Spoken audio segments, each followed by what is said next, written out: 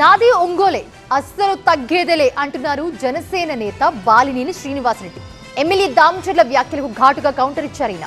నిజాయితీ ఉంటే దామచర్ల పిల్లలపై ఒట్టు వేయాలని బాలినేని సవాల్ చేస్తే పిల్లలపై ఒట్లు వేయడం ఏంటని రాజకీయం అదేం రాజకీయం అని చెప్పి కౌంటర్ ఇచ్చారు దామచర్ల.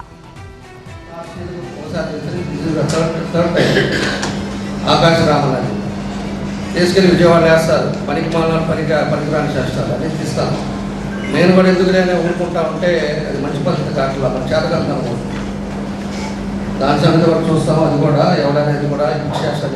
కొంతమంది ఏమో బయట వాళ్ళలో కూర్చున్నారు, హెడ్ మాస్టర్ ఇక్కడ ఉండేదో పెత్తనాలు చేపిస్తున్నారు, ఫిక్స్ చేస్తారు. అవి కూడా ఎవడెవడున్నాడు అది కూడా వేస్తాం.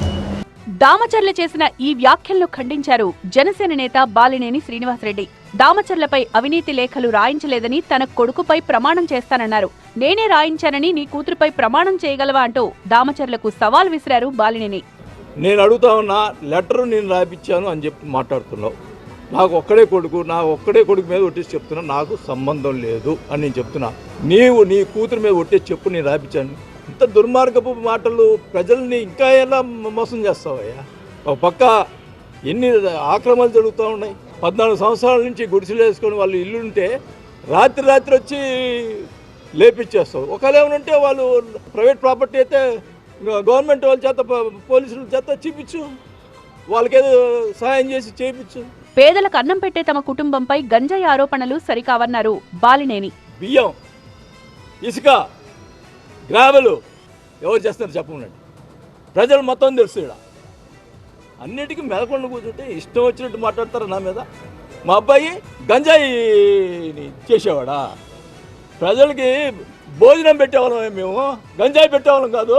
బాలినేని వ్యాఖ్యలకు కౌంటర్ ఇచ్చారు ఎమ్మెల్యే దామచర్ల. చేసినవన్నీ చేసి పిల్లలపై ఒట్లు వేయడం ఏంటని మండిపడ్డారు.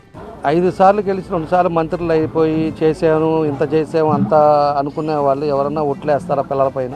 ఒట్లేయటాలు, లేకపోతే గుడికి వెళ్దామంటాలు, ఇవన్నీ చిల్లర చేష్టలాగా ఉన్నాయి. మీ యాంకరంతో ఎంతమంది ఇబ్బందులు పడ్డారా? లేకపోతే మీ కొడుకు శిశీంద్రి వాళ్ళ గంజాయిలు తాగేసి అన్ని కుటుంబాలు నాశనం అయిపోయినాయా?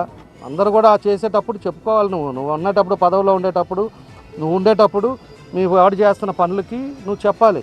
అరే పిచ్చి పనులు చేయగాకరా, వాళ్ళు ఫ్యామిలీ బాగుండాలిరా, వాళ్ళందరూ బాగుండాలి, మనం ఉంటే మనకు సహాయం చేయాలి, అంతేగాని ఇట్లాంటివి చేయకూడదురా అని చెప్పేసి నువ్వు చెప్పుండాలి. అప్పుడు ఒంగోలు నేతల మధ్య మాటల యుద్ధం ఇప్పట్లో ఆగేలా లేదు.